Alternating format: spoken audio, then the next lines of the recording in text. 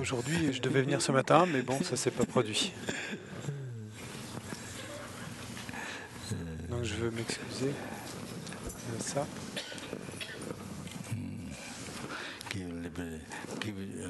Give quite a bit torture for Steve. Bon, j'ai un peu torturé Steve. Hein.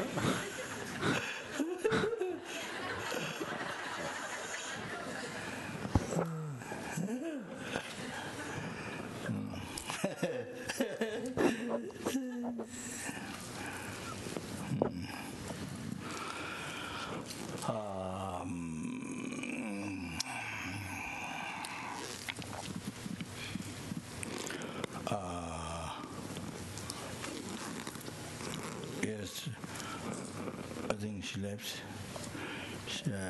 Je crois qu'elle est partie.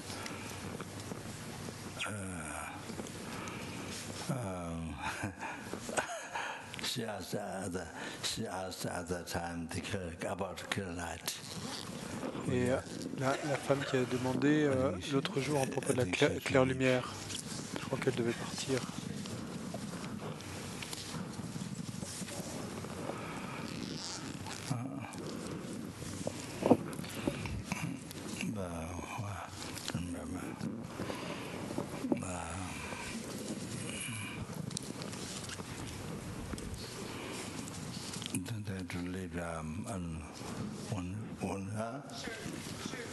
Surely, yes.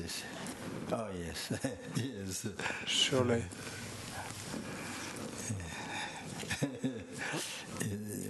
Oui, je vois.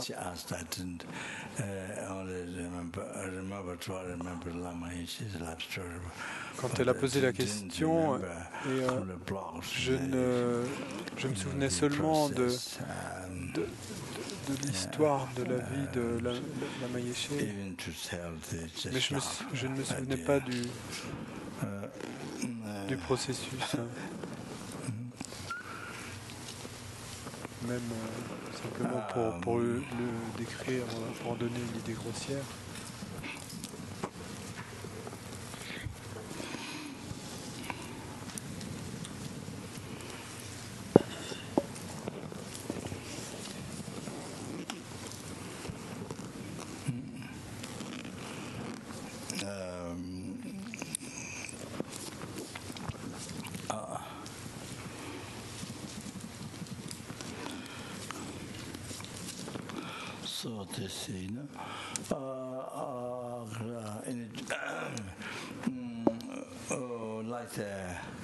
When you have slow death, Et quand vous avez, quand la mort se déroule lentement, en fait, donc il y a les 25 absorptions qui ont lieu au moment de la mort, et les anciens étudiants qui ont médité, c'est un sujet qui est abordé de manière très commune dans les commentaires du stade de génération, et bon, pas dans les premières classes de tantra, mais dans les commentaires des tantras et du mantra yoga supérieur. Et également, pendant le cours de Kopan, on parcourt toujours le processus des 9 de processus en 9 étapes de la mort. Normalement, c'est que dans les sujets tantriques. Et bon, à la base, il y a 25 absorptions qui sont faites. C'est un peu comme une expérience scientifique, en fait. C'est une expérience scientifique intérieure. Mais donc, au cours de Kopan, on enseigne ce processus. Je pense pas qu'ailleurs qu'à Kopan, dans d'autres centres, je pense pas que ça soit enseigné, sauf dans les commentaires, dans les retraites de tantra supérieures. Mais à Kopan, bon, c'est simplement un peu basique. Et ce qu'on enseigne de méditer là-dessus pour apprendre ce qui se passe, quel est le processus de la mort, pour découvrir cela.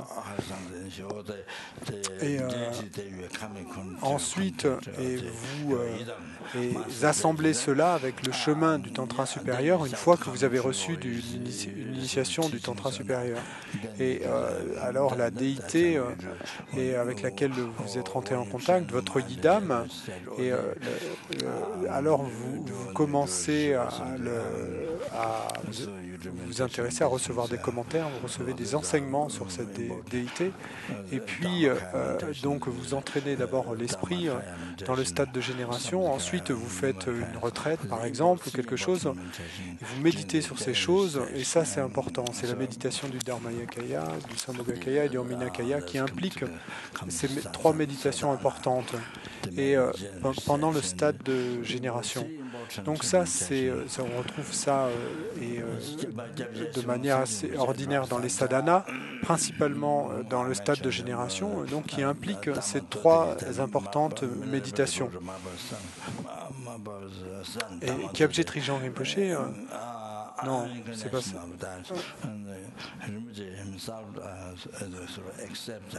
Serkong Tensam Rinpoche a mentionné.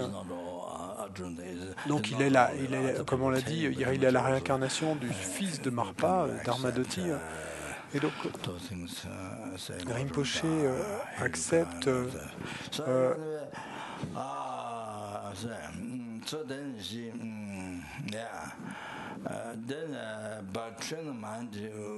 et donc c'est pas seulement les autres qui disent ça de lui, mais Rinpoche également accepte. Et quand on dit ça, on dit qu'il est la personnification de Heruka. Et donc en entraînant l'esprit et en mélangeant cela, en mixant cela avec le stade de génération du tantra supérieur, donc la déité, et mélanger avec le résultat, le Dharmakaya résultant, le Sambhogakaya, le Nirmanakaya, donc sur la base ordinaire du processus de la mort, de l'état intermédiaire et de la renaissance, donc ensuite vous purifiez ça. Donc ce qui purifie directement, et c'est le chemin résultant du Dharmakaya, Nirmanakaya et Sambhogakaya. Ce qui est purifié directement, c'est cela. Et donc la base ordinaire, au moment de la mort, la renaissance est dans l'état intermédiaire, et puis donc sur le chemin du Dharmakaya, Sambhogakaya, Nirmanakaya. Donc la base, c'est le moment de la mort, l'état intermédiaire et la renaissance. Donc vous méditez pendant votre vie, vous pratiquez cette méditation, et puis quand vous accomplissez le stade de génération et le stade d'accomplissement, alors à ce moment-là, pendant votre vie, et vous êtes encore en vie, et donc vous pratiquez le tantra, et donc vous faites le stade d'accomplissement. Donc à ce moment-là, vous pratiquez et le chemin résultant, Dharmakaya, Sambhogakaya, Nirmanakaya. Et donc 2 fois pendant cette vie, ce qui se passe au moment de la mort. Et en fait, vous répétez pendant votre vie ce qui va se passer dans votre pratique, ce qui va se passer au moment de la mort. Donc c'est ça qui se passe, c'est que vous êtes capable de stopper la conscience grossière. Et ensuite, vous êtes capable d'accomplir la claire lumière et de méditer sur la vacuité d'une façon intensive. Et à ce moment-là, c'est comme une bombe atomique pour faire cesser l'esprit dualiste et pour atteindre l'éveil aussi vite que possible. Si vous êtes capable de réaliser la claire lumière dans cette vie, alors vous êtes capable d'obtenir l'éveil dans cette vie. Si la claire-lumière n'est pas, si vous ne faites pas l'expérience de la claire-lumière dans cette vie, alors vous ne pouvez pas obtenir l'éveil dans cette vie. La claire-lumière est comme une bombe atomique, c'est le moyen le plus rapide et de pacifier les obscurcissements de l'esprit dualiste.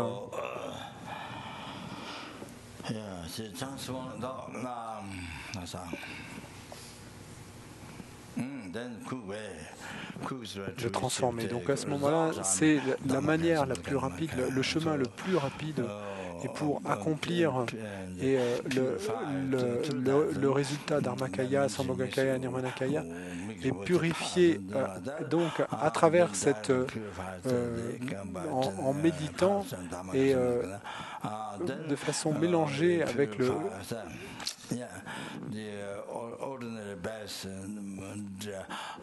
chemin d'Armakaya, Sambhogakaya, Nirmanakaya. Alors, ça purifie et la mort est ordinaire, l'état intermédiaire et la renaissance. Vous purifiez cette mort ordinaire, cet intermédiaire, renaissance ordinaire, et alors vous êtes capable,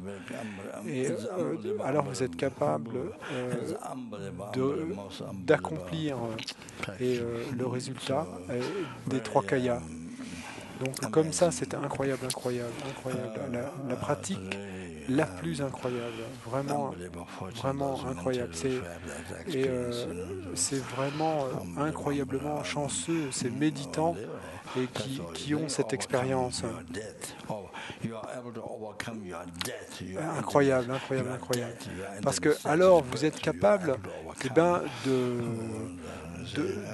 de surpasser la mort, l'état intermédiaire et la renaissance. Vous êtes capable de le dépasser. Donc c'est incroyable. Et donc, en recevant une grande initiation et en recevant un commentaire, même si vous contentez d'entraîner l'esprit dans là, même s'il n'y a pas de réalisation, mais que simplement vous plantez une graine dans l'esprit, donc d'entraîner l'esprit ainsi, de planter des graines est si chanceux. Et même dans cette vie, vous laissez ainsi des empreintes en entraînant votre esprit. Et donc, dans les vies futures, vous pourrez accomplir les réalisations. C'est d'une grande aide pour vos vies futures. Et dans vos vies futures, simplement en écoutant les enseignements, et vous serez capable d'avoir une grande expérience.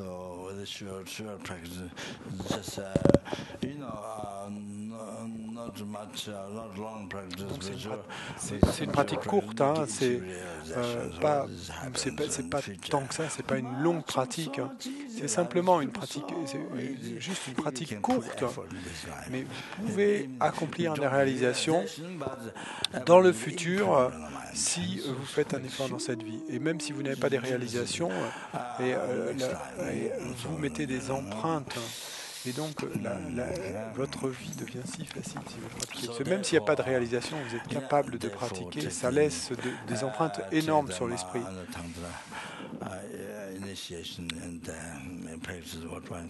Et donc, prenez des initiations du Manuttara Yoga Tantra et pratiquez autant qu'on peut, autant que possible. Ensuite, faire la retraite, etc. Et autant qu'on peut, la vie est très courte, n'est pas longue. Donc, ne soyez pas distraits et toujours dans cette vie, ne pas être distrait seulement en ne vous consacrant qu'à cette vie, simplement travailler pour obtenir le bonheur de cette vie, et être distrait par les affaires de cette vie, ce n'est pas sage, c'est idiot de ne pas saisir cette opportunité, et c'est comme ça.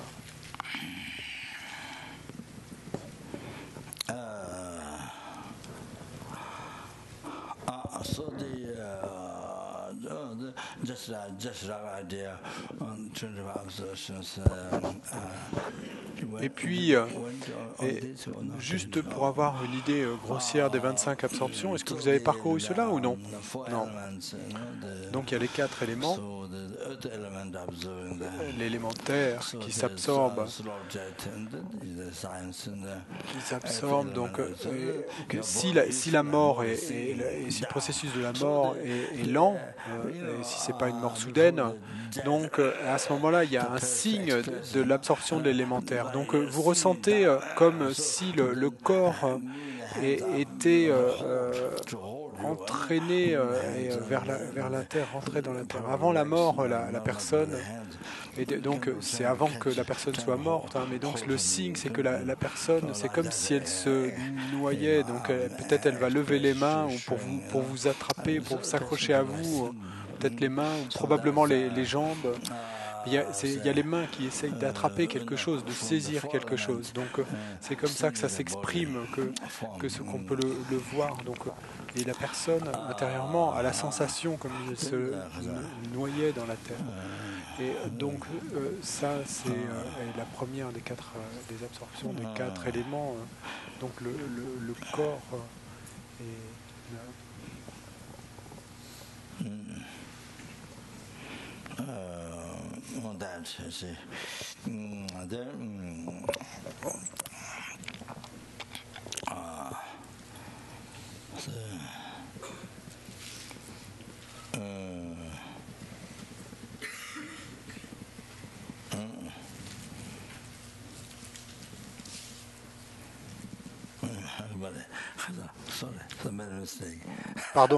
Pardon, j'ai fait une erreur.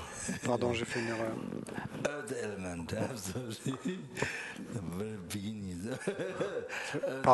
une erreur. L'élémentaire s'absorbe au tout début.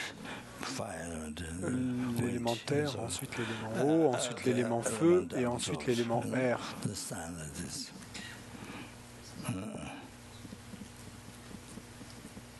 Donc quand l'élémentaire s'absorbe, c'est le signe. Le signe, c'est ça.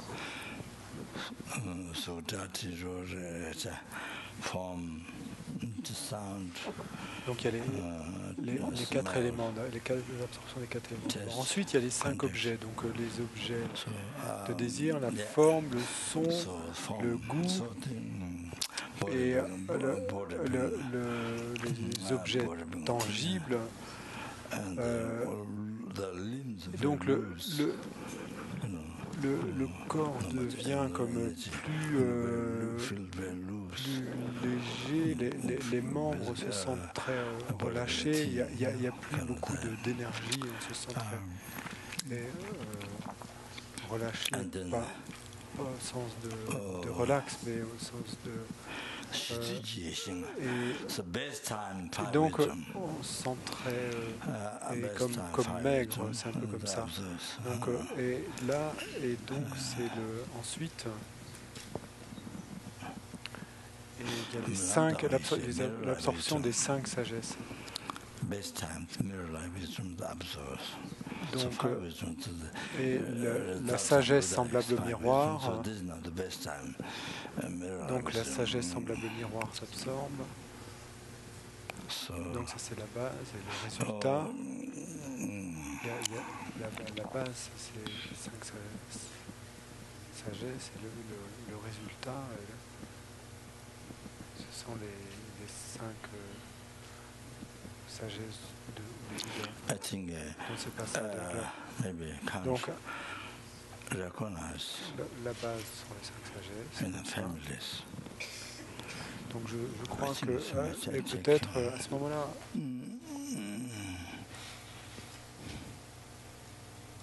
Et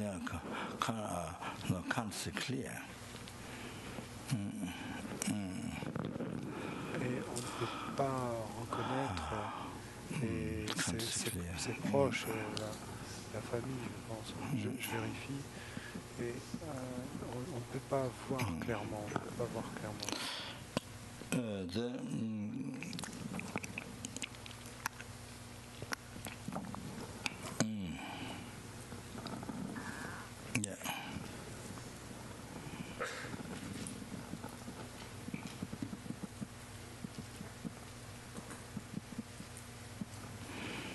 also you have a small mirror, but the whole city you can see the small mirror. So Et vous pouvez avoir un petit miroir dans la main, mais vous pouvez voir une ville entière dans un petit miroir. Et donc, la sagesse résultante, la sagesse du Bouddha peut voir tous les phénomènes existants, tous les existants, et en même temps, en un même instant. Donc ici, le signe qui correspond à cette sagesse semblable au miroir, c'est que vous ne pouvez pas voir très clair. Alors?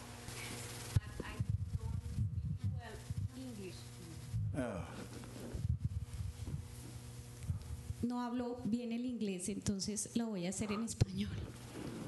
Sorry. Okay. She wants to make a question, Rinpoche. What? But I will translate her question. Yes. Okay. ¿Cómo sé yo si estoy en una tierra pura en este momento?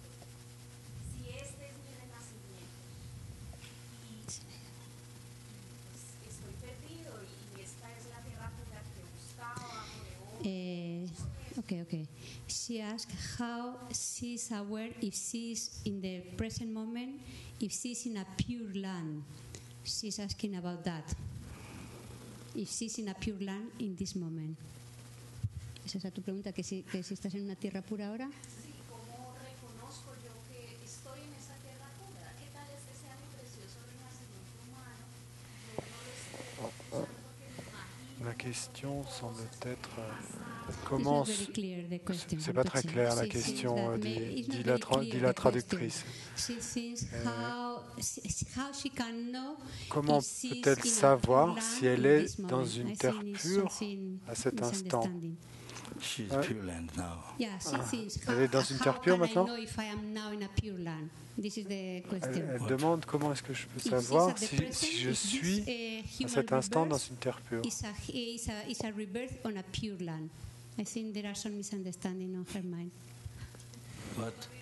Je crois, la traductrice dit, je crois qu'il y a des incompréhensions et dans son esprit. Hein.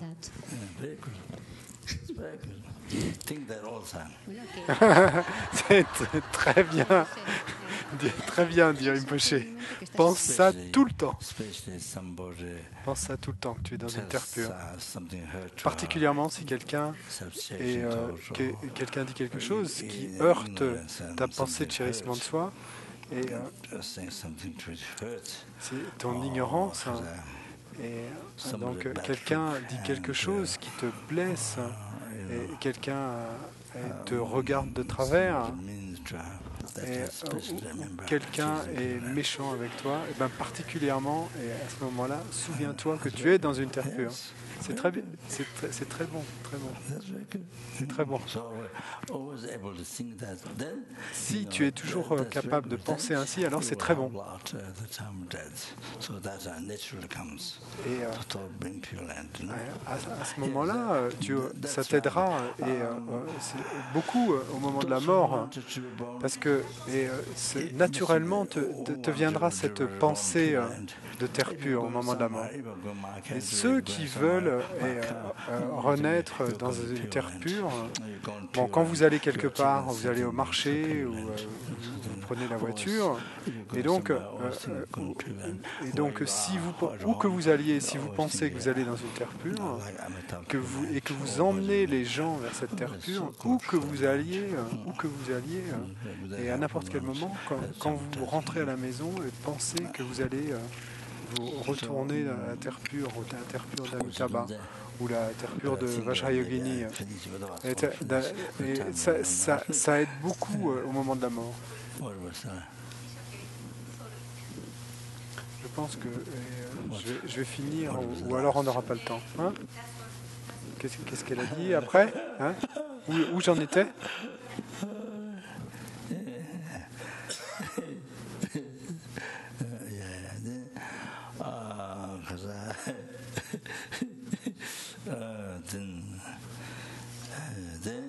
Donc la traductrice a dit non, c'est tout.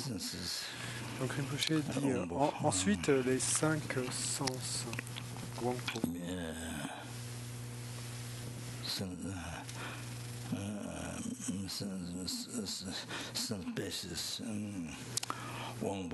Donc les bases des sens.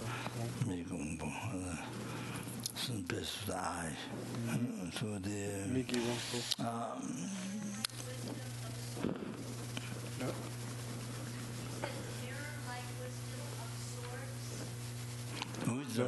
La base.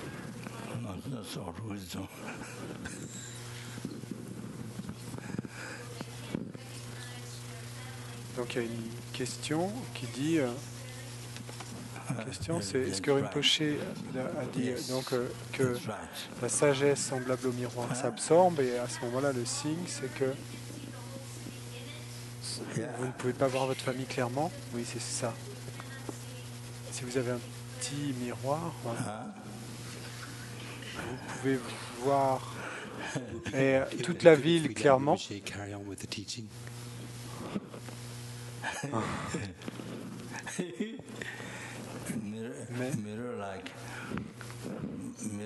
Steve a dit ce serait bien si de laisser Rinpoche continuer l'enseignement.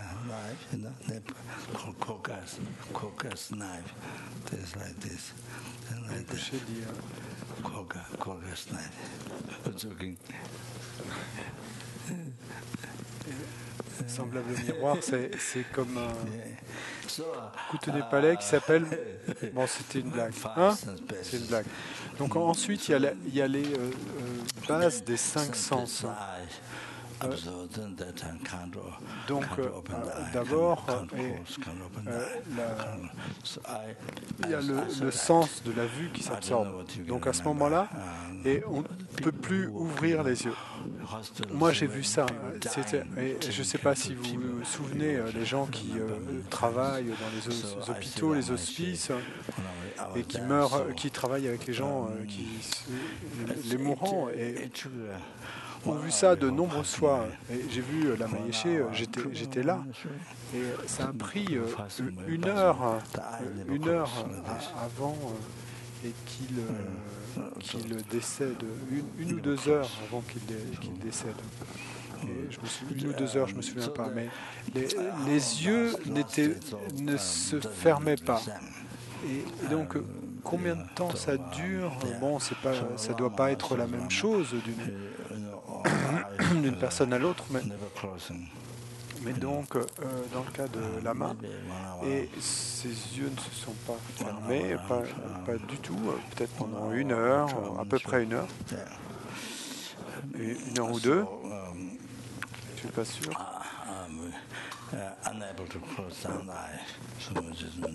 Et donc il n'était pas capable en fait de fermer les yeux.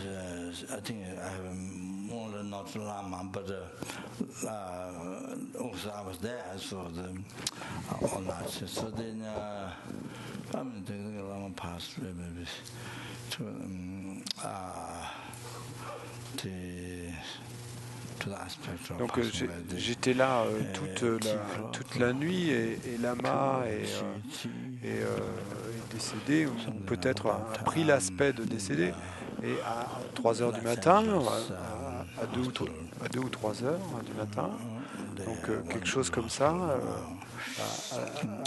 à peu près à cette heure-là, dans un hôpital à Los Angeles, un bon hôpital, et donc je pense, j'ai dû voir aussi d'autres personnes en train de mourir, et donc il y a des signes intérieurs, donc il y a un signe intérieur, et là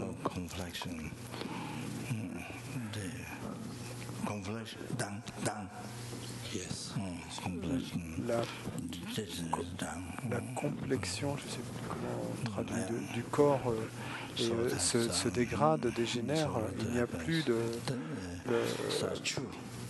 c'est quelque chose à voir avec la peau. Hein. Et donc, Et donc la complexion n'est plus la même, c'est ce qui se passe. Ensuite, il y a l'eau qui s'absorbe. Et donc, il y a un sentiment de sécheresse dans la bouche, enfin, comme si la bouche s'asséchait. Donc la bouche s'asséchait. Mais donc la complexion, c'est quelque chose à voir avec l'apparence de la peau.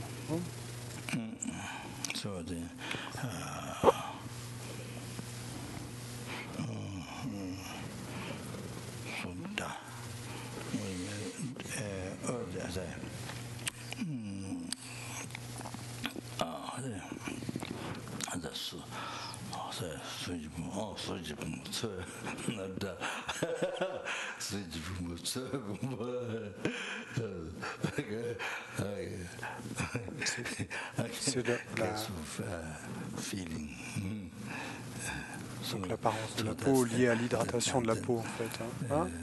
La peau se déshydrate.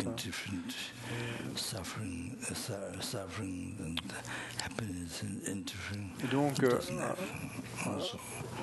ensuite il y a les sensations et à ce moment-là on ne fait plus la différence entre souffrance et bonheur. Et on est indifférent, on ne fait plus la différence. Donc on n'a plus la sensation. Et ça se dégrade et disparaît. Et alors, au niveau résultant, il y a les 5 sagesses, les 5 sagesses des Bouddhas. Donc la base, il y a la sagesse à la base, qui est la sagesse qui discerne chaque objet, et puis ça se dégrade.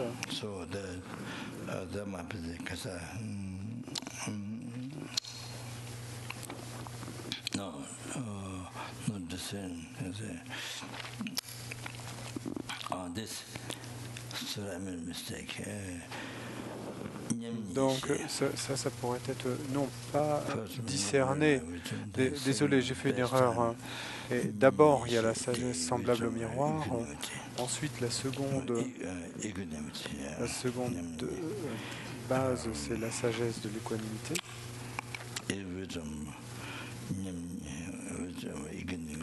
L'équanimité, oui. Donc la sagesse de l'équanimité. C'est pas la sagesse du discernement, c'est la sagesse de l'équanimité. Donc des 5 sagesses de la base, et donc c'est la sagesse de l'équanimité. Donc ici,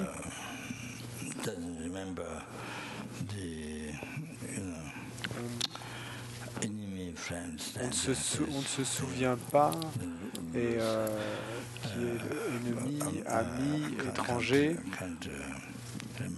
On ne se souvient plus. On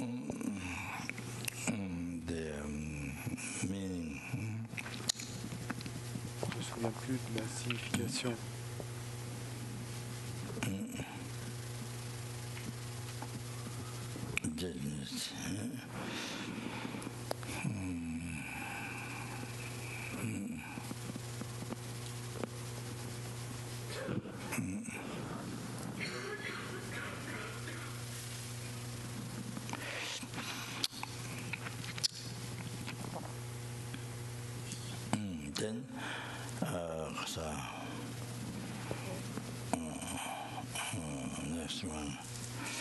Ensuite, la suivante.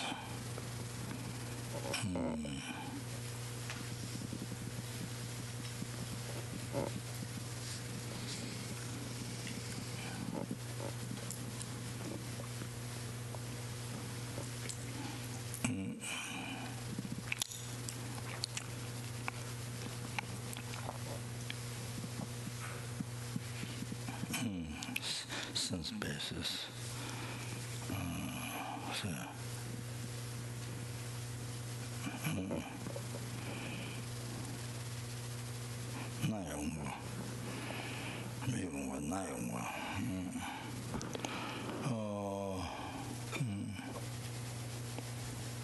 Then cannot hear the outside sound.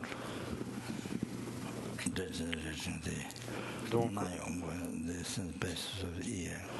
au niveau des sens, considère l'adolescence, donc et Nagi Iwampo. Donc alors on ne peut plus entendre et le son extérieur. Et donc on perd le sens de l'ouïe, on ne peut plus entendre les sons extérieurs.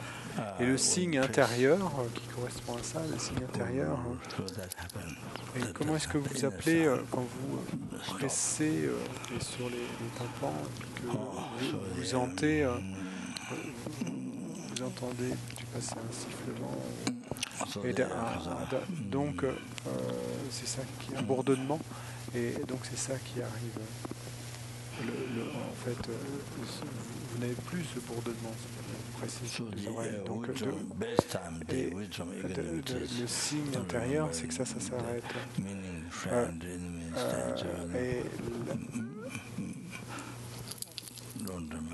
Donc la sagesse de l'équanimité, c'est de ne pas se souvenir de la signification de ami, ennemi, étranger. Vous ne vous en souvenez plus. Avant, il y avait ennemi, ami, étranger, et ennemi, ami, mais maintenant vous ne vous souvenez plus. Et tout devient égal. Ensuite, l'élément suivant, c'est le feu.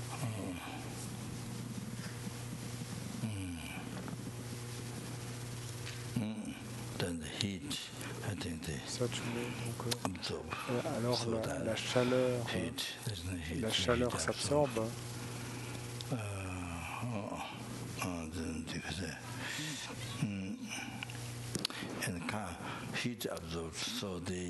Il n'y a plus de chaleur. La chaleur s'absorbe. Et donc à ce moment-là, on n'est plus capable de manger de la nourriture.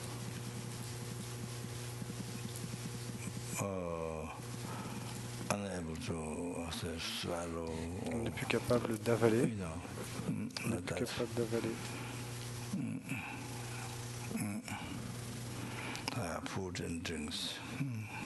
La nourriture et les boissons.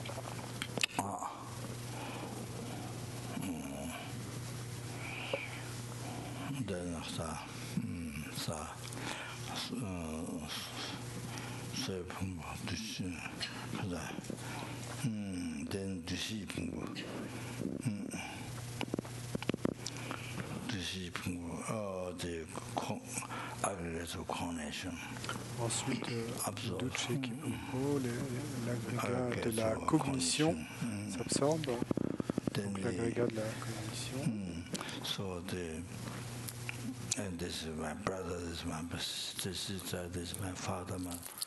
Donc la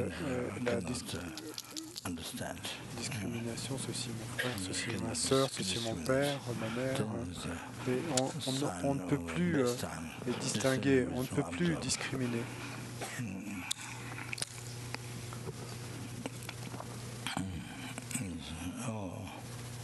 Et donc, c'est la sagesse du discernement qui s'est absorbée. Donc on ne peut plus reconnaître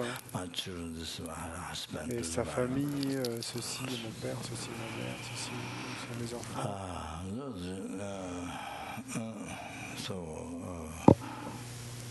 One could be meaning of that, one can't recognize. So like that. Donc on ne reconnaît plus la sagesse du discernement. Donc c'est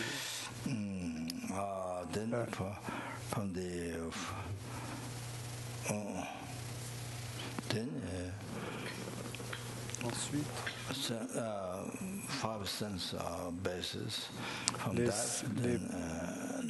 des 5 bases sensorielles. C'est des 5 bases sensorielles, c'est l'odorat.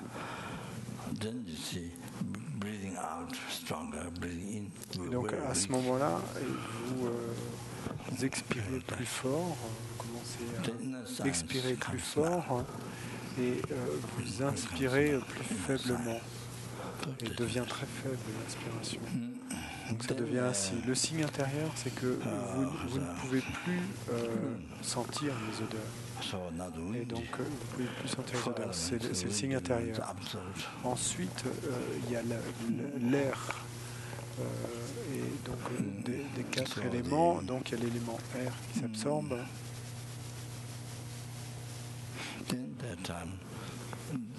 Donc à ce moment-là, la respiration s'arrête.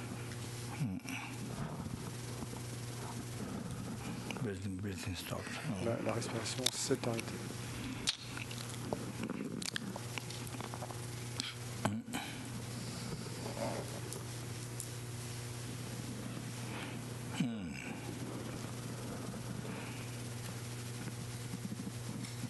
So you see, so I imagine first, so breathing stopped. At that time, donc j'ai mentionné d'abord donc la respiration s'est arrêtée. À ce moment-là, les 5 agrégats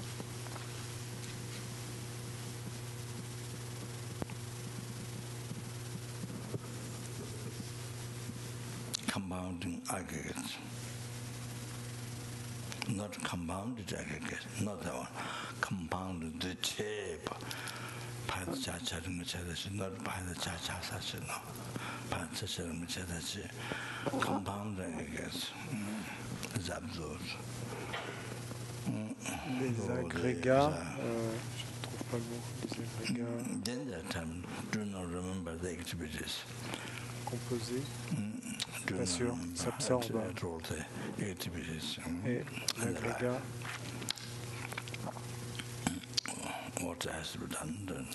Donc à ce moment-là, on ne se souvient plus des activités, on ne se souvient plus de toutes ces activités de la vie. Et ce qu'on avait à faire, et on ne s'en souvient plus.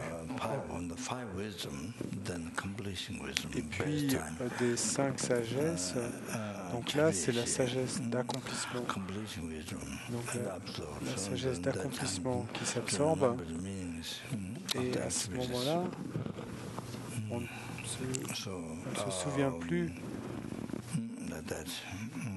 de la signification des activités. Donc ainsi. Then the 5 sense basis sense basis et puis quant aux 5 bases des sens, donc maintenant c'est le sens du goût qui s'absorbe. Et donc à ce moment-là, la langue devient bleue et courte, pas longue, elle devient courte. Il y a un bienfaiteur du Tibet qui est mort en Inde du Sud. Et en Inde du Sud, sa famille s'appelait Terang. Et je crois qu'il est mort dans le camp 4, près de Serra. Bon, je ne sais pas quel camp. Je ne sais pas. Mais c'était un ex-moine de Tashilhunpo, du monastère de Tashilhunpo. Et quand il est mort, j'étais là. Et sa langue est devenue courte. Et il y avait d'autres gens qui étaient là. Et la langue est devenue courte. Et il y avait quelque chose de gros et noir, mais il pouvait parler, mais il ne comprenait pas. Non, lui il pouvait parler, mais on ne comprenait pas ce qu'il disait. Bon, ça c'était le signe que le sens du goût s'était absorbé. That time also then the sense of the et également à ce moment-là, il y a le sens du toucher qui s'absorbe également, du contact.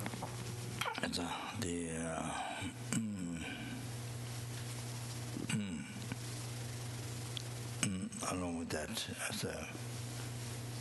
then that time en même temps. Donc, au moment où la langue ne peut plus goûter, ne peut plus faire la différence entre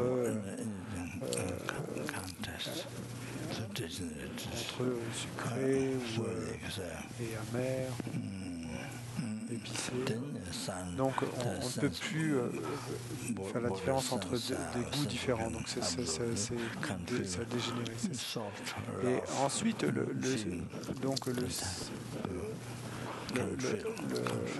sens du contact, du toucher, c'est absorbé. À ce moment-là, on ne peut plus faire la différence, ressentir la différence entre des choses qui soient douces ou dures pour la peau.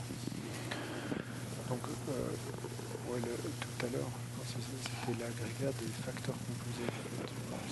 So these things for the person slow death, then you can see this happening. Donc ces choses sont pour la personne montrent quand la mort se déroule lentement, que ce n'est pas une mort soudaine, vous pouvez voir ça se passer. Vous pouvez voir ça se passer. Si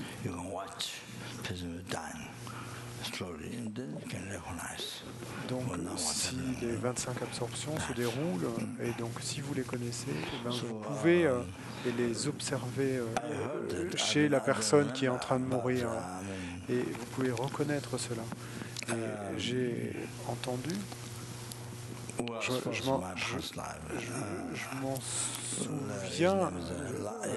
je m'en souviens pas. Mais j'ai entendu dire, je suppose que c'était de ma vie passée. Donc il y avait un lama à la Wudo qui s'appelait Lama Yeshe. Il avait le même nom que notre Lama Yeshe. Et quand il était en train de mourir, bien sûr, et il avait probablement médité, et il avait médité toute sa vie.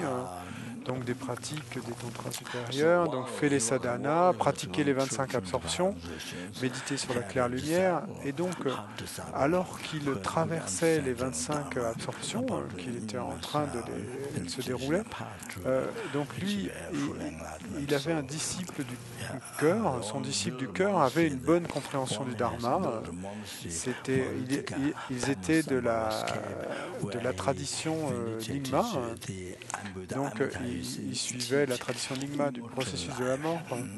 Et donc, c'est lui qui avait construit la grotte de Maratika, où a médité Amitabha et où il a accompli la vie immortelle. Cette grotte est incroyable, très spéciale à mon opinion. En tout cas, il y a ce rocher énorme et il y a tant de trous et dans le rocher ou dans la falaise, je ne sais pas.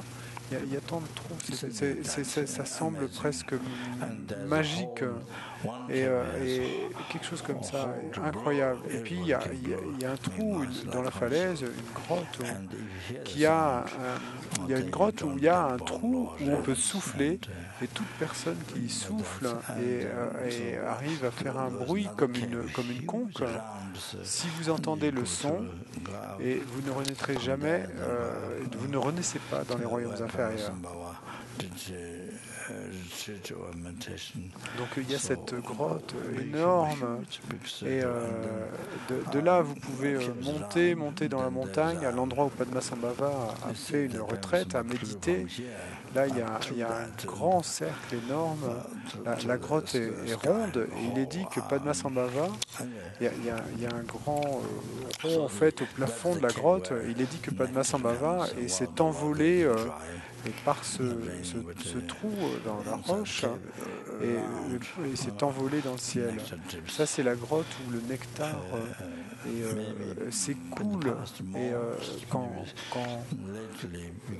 même par temps sec, donc quand il ne pleut pas, dans la cave, et il y a des gouttes de nectar qui s'écoulent. Dans le passé, peut-être qu'il y en avait plus. Et dernièrement, il y en a moins, je ne suis pas sûr. Mais j'ai entendu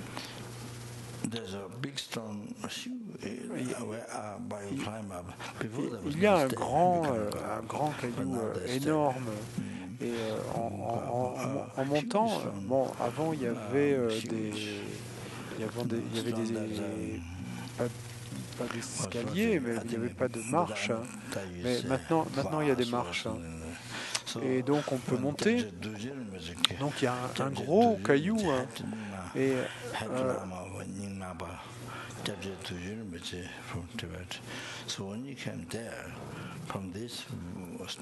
donc il y a un gros caillou, c'est le vase d'Amitabha. Et Kyabje Dujam Rinpoche, qui était le chef de l'école Nyingma et du Tibet, donc quand il y est allé, il y avait tant de nectar d'eau qui est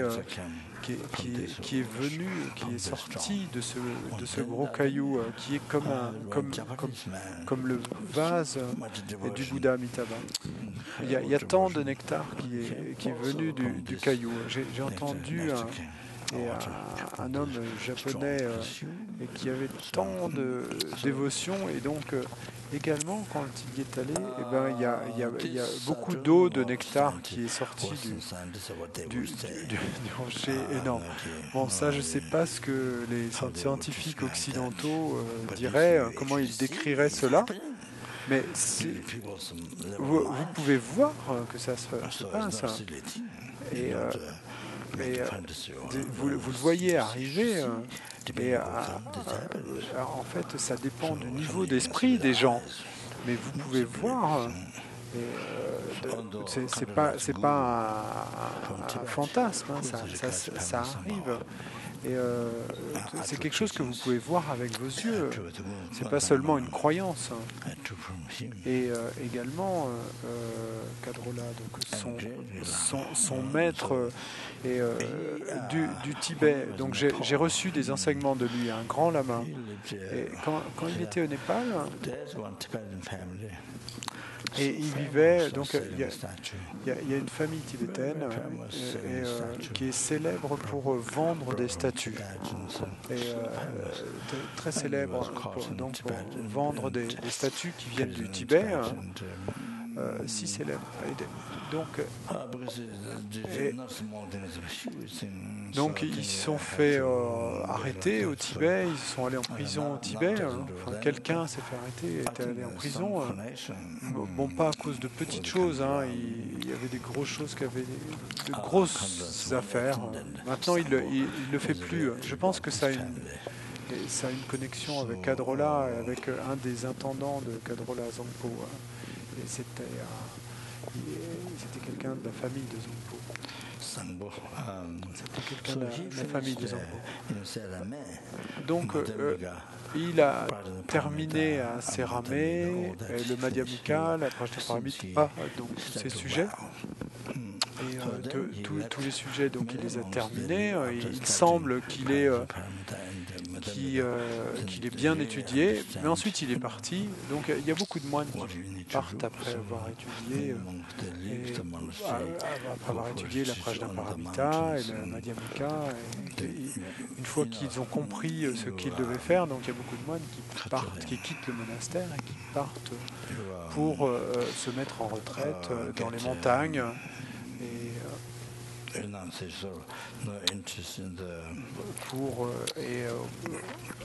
Donc ils génèrent le renoncement, ils ont généré le renoncement, ils n'ont plus d'intérêt pour la vie mondaine, et donc il y a beaucoup de moines qui, après avoir étudié le Madhyamika, etc., partent pour la montagne pour vivre en retraite après leurs études.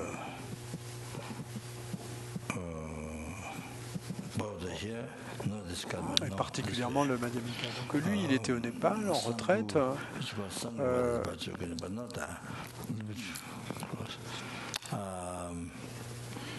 À un certain endroit au Népal.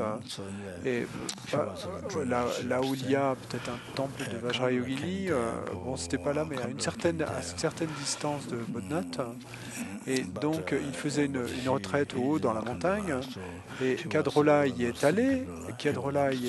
Mais il ne connaissait pas Kadrola. Et donc il ne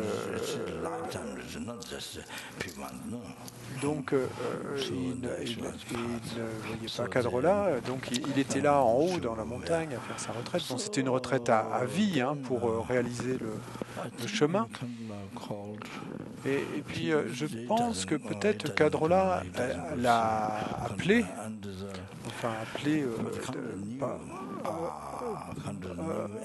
bon, il ne connaissait pas Kadrola, donc il n'est pas allé voir Kadrola, mais Kadrola savait exactement ce dont il avait besoin, de quoi il avait besoin, et donc je pense que il devait avoir une connexion karmique avec elle, et donc Kadrola l'a appelé pour le voir, enfin d'être allé le voir, et ils ont discuté toute la journée à propos de la vacuité. Kadrola lui a parlé, et à ce moment-là, il a décidé, plutôt que de méditer seul, que ce serait mieux d'être avec Kadrola, de la servir en fait, et qu'il obtiendrait des réalisations plus rapides de cela. Donc il est arrivé à cette conclusion-là, et il a décidé de la suivre pour la servir.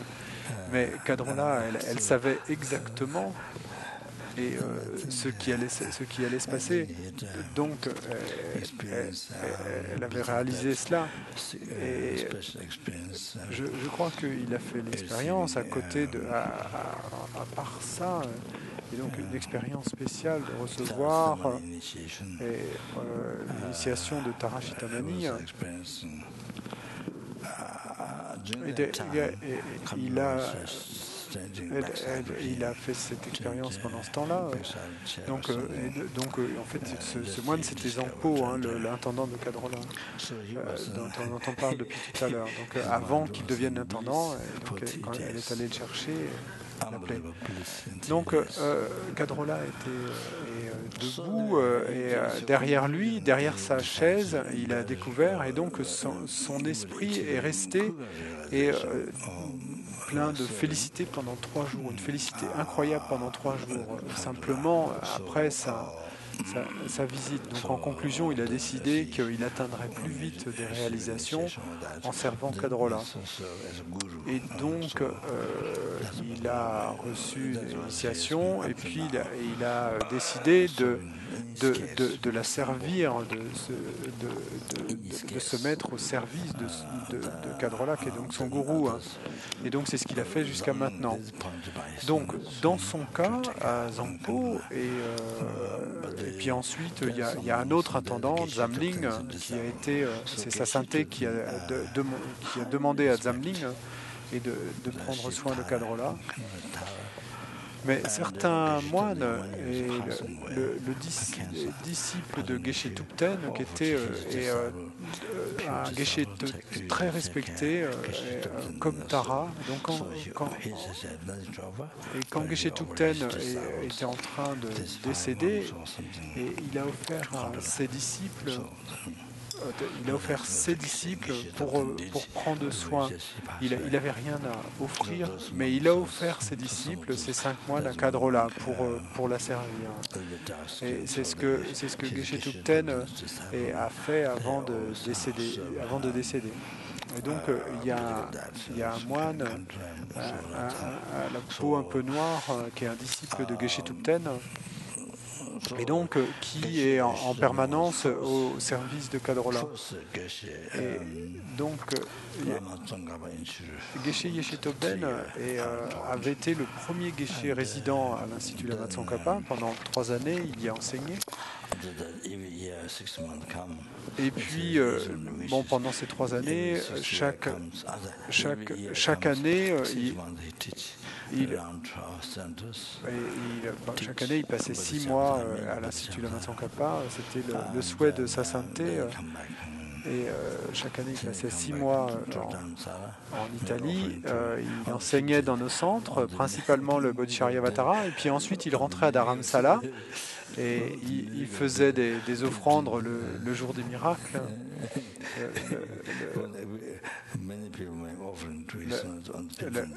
le 15e jour du premier mois de l'année. Hein. Et donc, il faisait, comme beaucoup de gens font des offrandes à sa sainteté le jour des miracles. Et il y a une puja, et donc il a fait des offrandes, et ensuite il a fait des offrandes et au monastère, à certains des monastères, proches de là. Et puis, et ils offrent beaucoup de momos, des gros momos, et plein de momos, ils en mangent, et puis ensuite ils tombent malades. Et ensuite, après, donc, il y a des disciples italiens qui sont venus me voir pour que je fasse un mot, une divination pour Geshe-la, parce qu'il était tombé malade, parce qu'on avait offert beaucoup de momos au moine et il en avait mangé beaucoup, il était tombé malade. Et donc, bon, ça c'est quelque chose de normal, mais ensuite, son état s'est amélioré. Ensuite, l'année suivante, il est revenu donner des enseignements en Italie dans les centres pendant 6 mois. Ensuite, il est rentré pour faire des offrandes au monastère. De nouveau, il est tombé malade après avoir mangé des momos. Et donc, de nouveau, des disciples italiens sont venus me voir pour me demander une divination. Donc, c'est arrivé au moins 2 fois. Mais je pense que ça arrivait presque chaque année. Et donc, Geshe Tobden offrait de l'argent, puisque depuis qu'il avait rencontré Kadrola, il a totalement cru qu'elle était Tara. Donc, et donc il a fait des offrandes, et ensuite il faisait des offrandes d'argent tout le temps, particulièrement, il lui faisait des offrandes d'argent tout le temps, particulièrement quand elle voyageait, il lui donnait de l'argent supplémentaire pour ses dépenses, ainsi.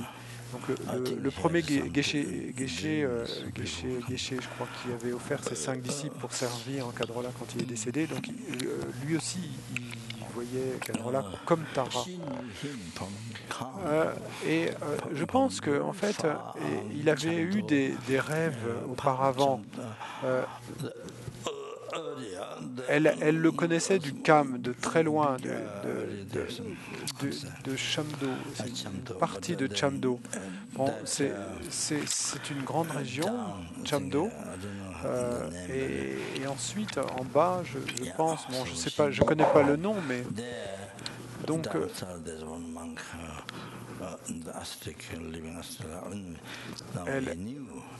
elle savait depuis là-bas qu'à Dharamsala, il y avait un moine qui vivait une vie ascétique. Peut-être qu'en fait c'est elle qui avait eu des rêves de lui. Hein. Et donc, non, lui avait eu des rêves. Et quand elle est arrivée à Dharamsala, donc Dharamsala, c'était comme un... donc, elle avait eu l'apparence d'une jeune fille d'un village tibétain, les cheveux, la robe, et comme une jeune fille venant du Tibet. Et puis après une année, elle est allée le voir dans sa maison, enfin l'endroit où il faisait sa retraite. Quelqu'un l'a amené pour rencontrer Geshe Tobden. Elle voulait y aller, et à ce moment-là, Geshe Tobden ne la connaissait pas encore. Hein. Il était sur son lit à méditer, il était comme ça, il ne parlait pas jamais. Et donc elle agissait un peu comme si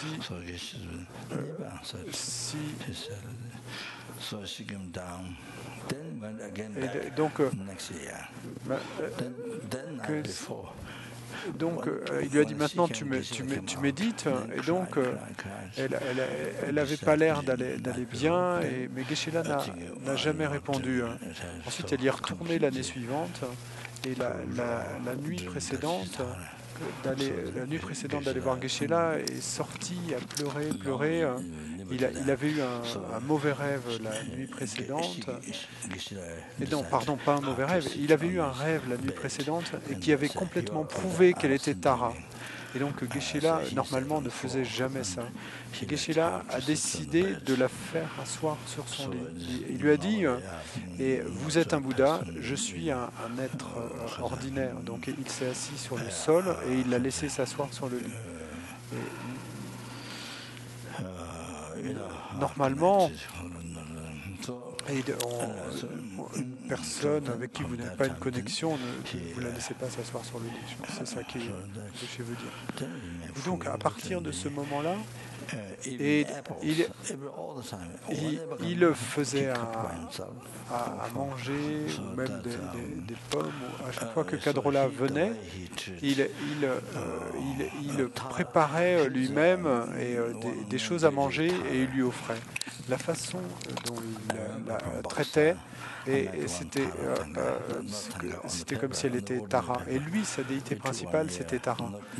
Je me souviens, Buksa, il avait fait une tanka sur un papier, donc ça lui avait pris une année. Et il ne peignait pas, il ne l'a pas peint lui-même. Hein. Donc elle était entière avec les.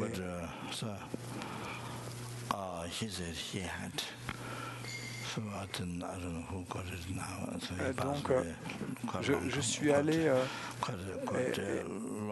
un jour de Tushita avec des gens, mais il a dit qu'il avait en fait cette tanka qu'il avait faite à Buksa, donc il ne l'avait plus, il l'avait donné à quelqu'un. Et donc Geshe Tobden, il est décédé déjà il y a un certain temps, il y a longtemps.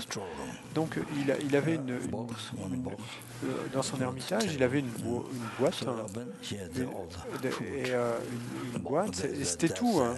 Et il y avait une boîte qui lui servait pour stocker ses choses, une boîte sur la table.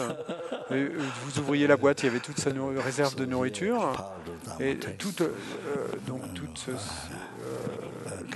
la nourriture donc, qui était stockée dans cette boîte, tout.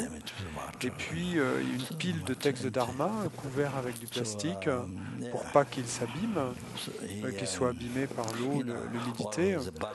Et donc il avait vraiment rien dans son ermitage, c'était vide. Et bon, quand il avait du thé au beurre, il faisait du bon thé tibétain, mais bon, quand il n'en avait pas, il utilisait du thé noir, il faisait du thé noir quand il n'avait pas de beurre, donc il faisait avec ce qu'il avait. Et donc je l'ai rencontré. Je l'ai rencontré à Delhi parce que il savait qu'il allait décéder. Et donc pour me remercier, il est allé en Occident pour enseigner le Dharma. C'était il y a de nombreuses années. Probablement il avait fait des momos. Et donc, comme je ne mange pas, et bon, il y a longtemps à Buksa, avec ça, je mangeais au Tibet normalement.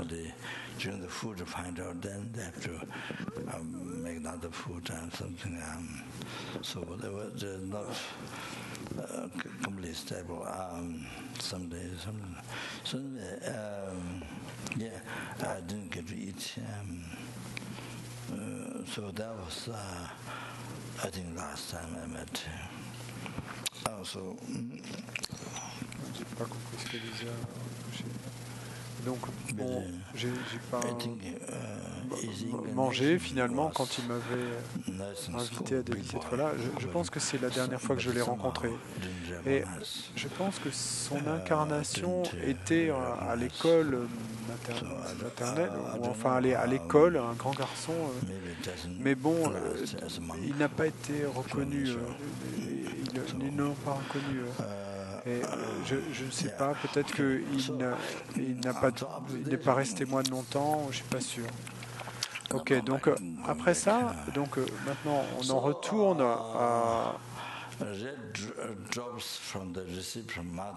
Donc ensuite, la goutte rouge reçue de la mère est au niveau du nombril remonte par le canal central, monte par le canal central, et donc il y a et également par le canal central, il y a la goutte blanche de Kundalini qui descend de la couronne du sommet de la tête par le canal central. Et quand les deux gouttes se rejoignent au cœur, alors il y a l'apparence blanche. Et ensuite, quand quand la goutte blanche descend par le canal central, il y a cette apparence blanche. Quand la goutte rouge reçue de la mer monte par le canal central du nombril, du chakra du nombril, donc il y a l'apparence rouge qui s'accroît. Et ensuite, ici au cœur, le cœur. Donc, quand vous mettez en colère, là où quand vous avez de la compassion, et donc c'est à cet endroit-là, pas le cœur qui bat, mais entre les deux poitrines, donc exactement là il y a le cœur, mais dans le canal central, et donc il y a c'est comme de la taille d'un petit pois, et moitié blanc, moitié rouge. À l'intérieur de cela, donc le goutte blanche et rouge, les deux gouttes, donc qui se rencontrent là et au niveau du cœur. Et à ce moment-là, il y a l'apparence.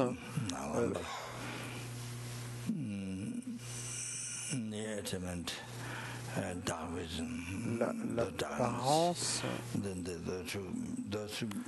de la proche obtention de la vision noire et de l'obscurité. Donc les deux gouttes se rencontrent là et il y a l'apparence de l'obscurité.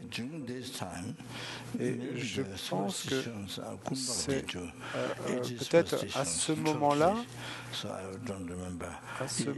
que les 80 superstitions, je ne sais pas si c'est soit le mot en français, mais 80 au total, je ne me souviens pas, 30 ou 60.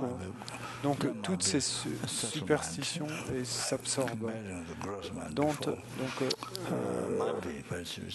Ça pourrait être l'esprit grossier. Donc, il y a l'esprit grossier, l'esprit subtil, l'esprit extrêmement subtil. Donc, à ce moment-là, on passe, ça pourrait être à l'esprit subtil comparé précédemment, ça pourrait être. Et ensuite, après, la graine blanche descend. La graine rouge monte, les deux se rencontrent et il y a cette apparence d'obscurité. Et quand les deux se séparent, il y a la claire lumière. Et donc là, c'est l'esprit le plus subtil, la nature de l'esprit le plus subtil, et donc la claire lumière qui arrive. Donc la goutte blanche descend. Bon, si c'est OK, s'il y a une maladie chronique avec les chakras, donc on ne voit pas nécessairement les deux. Mais habituellement, et comme je l'ai mentionné, pour notre chien qui s'appelait Omani Padme Hum, donc pendant les 3 jours suivant la mort clinique, il avait l'apparence de dormir. Et pourquoi? Parce qu'il avait tant circumambulé, on l'avait emmené tant circumambulé autour du stupa.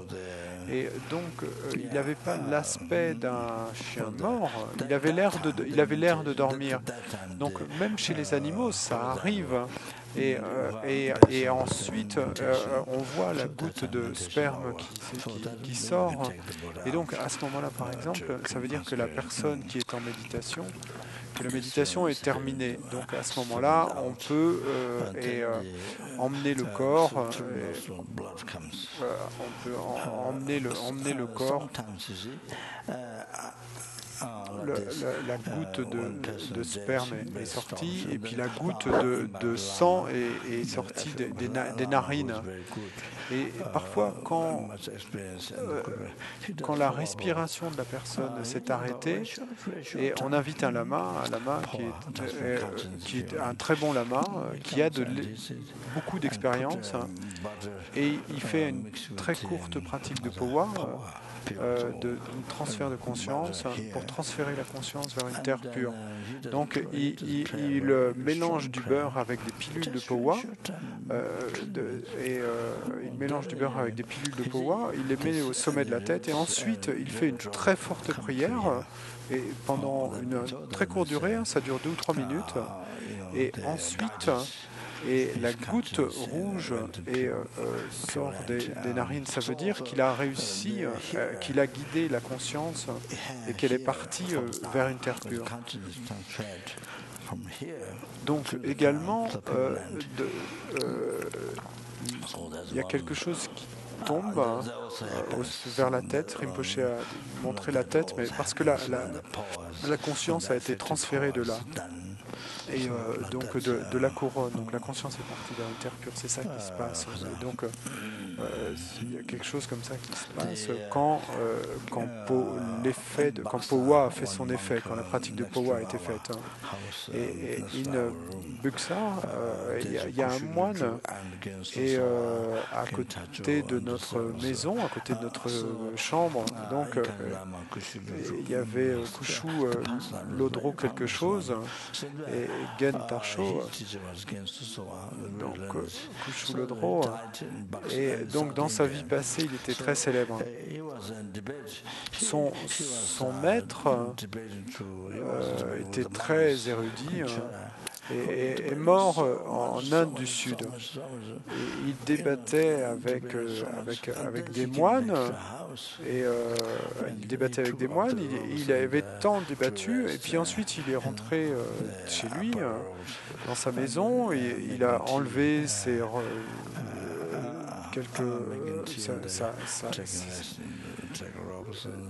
il a enlevé certaines de ses robes pour se reposer, puis ensuite il a fait du thé, et donc il se reposait, et il avait enlevé ses robes, et puis tout en se reposant, il est mort. Donc il était en train de se reposer, et puis ensuite,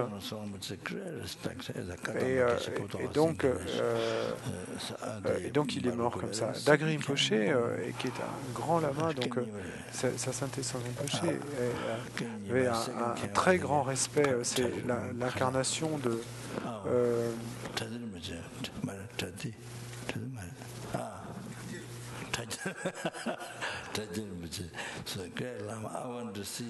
donc ensuite il y a un second qui est venu, je pense Drati Rinpoche, non ?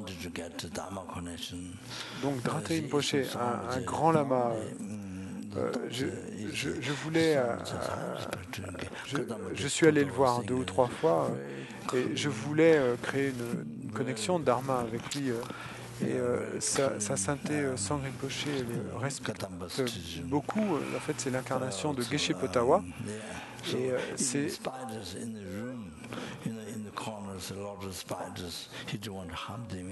Et donc, il suit les enseignements Kadampa de manière très pure, même les araignées dans sa chambre. Et vous voyez dans le coin beaucoup de toiles d'araignées. Et il ne veut pas nettoyer sa chambre parce que son manager voulait nettoyer sa chambre, mais il ne voulait pas parce qu'il ne voulait pas faire de mal aux araignées. Et donc je voulais qu'il me donne une transmission orale des 8 versets de transformation de l'esprit, hein. Mais à ce moment-là, on n'avait pas de bibliothèque, et il n'y avait pas de bibliothèque à l'époque, hein. Et il n'y avait pas de texte de débat, il n'y avait pas de bibliothèque à ce moment-là. Donc maintenant il y a une grande bibliothèque, mais donc j'ai pas trouvé le texte, hein. Et il montrait l'aspect d'être très âgé, donc j'ai pas trouvé le texte et j'ai pas obtenu la transmission orale. Mais quand il est décédé,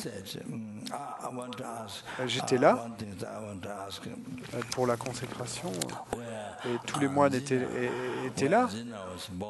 Et une chose que je voulais lui demander, c'était où Zina était Renée, notre première étudiante occidentale. Donc à ce moment-là, il a fait un mot, une divination, et il a dit excellent. Bon, il n'a pas dit Takpakache, mais il a dit que sa renaissance était excellente. Et ensuite, j'ai demandé,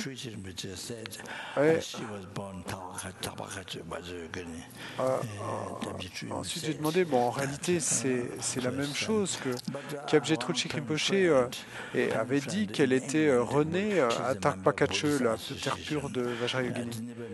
Et j'avais une amie en fait avec qui je faisais des correspondances qui était en Angleterre, donc je correspondais en anglais quand j'étais à Buxa, je pense. Et donc elle était membre d'une association bouddhiste. Je l'ai jamais rencontrée. C'était une très bonne mère. Elle a pris soin de moi pendant 7 ans quand j'étais à l'école, et donc on correspondait, on s'écrivait des lettres pour me faire pratiquer mon anglais, j'imagine. Et donc elle m'envoyait de l'argent pour acheter du lait, pour m'acheter des robes. Et une fois, Lama et moi-même, et on a pu ainsi acheter de la nourriture un peu meilleure, faire de la tukpa avec de l'argent qu'elle m'avait envoyé à Buxa. Et donc j'ai demandé à Rinpoche et à son propos où est-ce qu'elle est renée. Et donc il a dit maintenant ça va, maintenant c'est bien. Et sa renaissance, maintenant peut-être être humain ou déva. Il a dit maintenant bien. Et il n'a pas dit autre chose, mais bon, c'est si fantastique.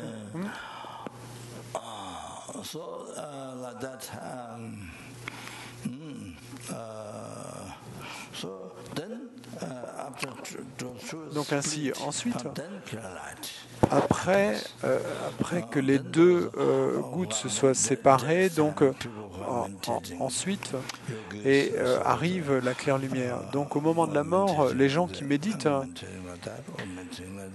les yogis, etc., qui méditent comme ça, donc qui soit dans la position du Bouddha couché, dans la posture du lion, ou qui soit en méditation de claire lumière, qui soit assis. Et donc la claire lumière, donc pour ceux qui ont pratiqué les tantras supérieurs, donc avec toute l'expérience et donc ce dont ils font l'expérience à ce moment-là est d'une joie incroyable, et d'être un avec cette union avec la vacuité. Donc ils méditent, et puis parfois ce qui se passe, c'est qu'ils restent en méditation 2 jours, donc ou 1 jour, ou 2 jours, ou 18 jours, 12 jours, 20 jours. Et c'est arrivé à des méditants. Le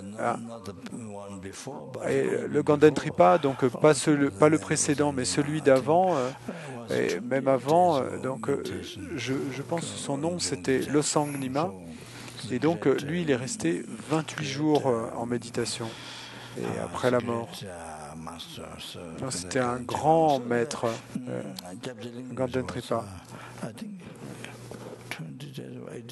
Kyabje Rinpoche, je pense, qu'il est resté 20 jours ou 18 jours dans sa vie passée en méditation.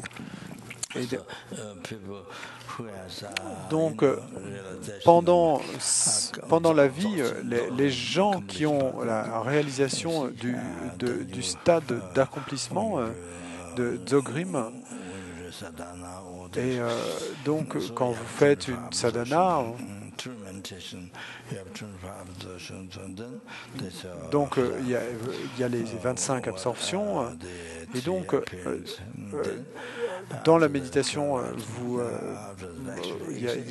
pratiquez ces 25 absorptions, ensuite les 3 apparences, ensuite la claire lumière, et donc en fait vous faites l'expérience de la claire lumière. Donc vous êtes capable de méditer comme ça pendant votre vie, pendant la vie, et donc ce qui va arriver au moment de la mort, eh bien, vous le pratiquez. C'est comme si vous le répétiez pendant vos pratiques. Donc vous êtes capable de méditer ainsi, vous êtes capable de générer et la félicité. Quand la Kundalini descend, donc les 4 félicités. Et donc la dernière, c'est la grande félicité née simultanément, je ne suis pas sûr du nom, incroyable, incroyable.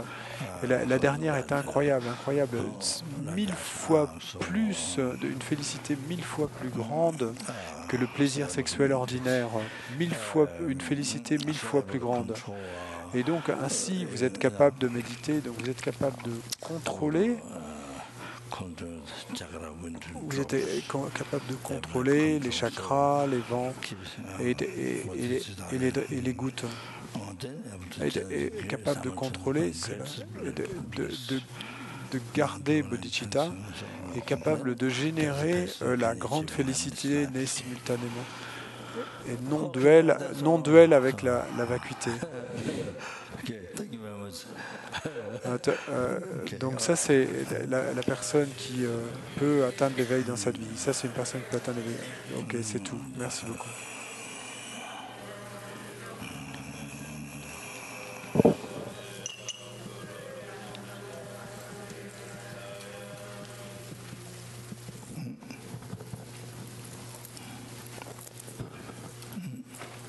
Again, I brought this to read.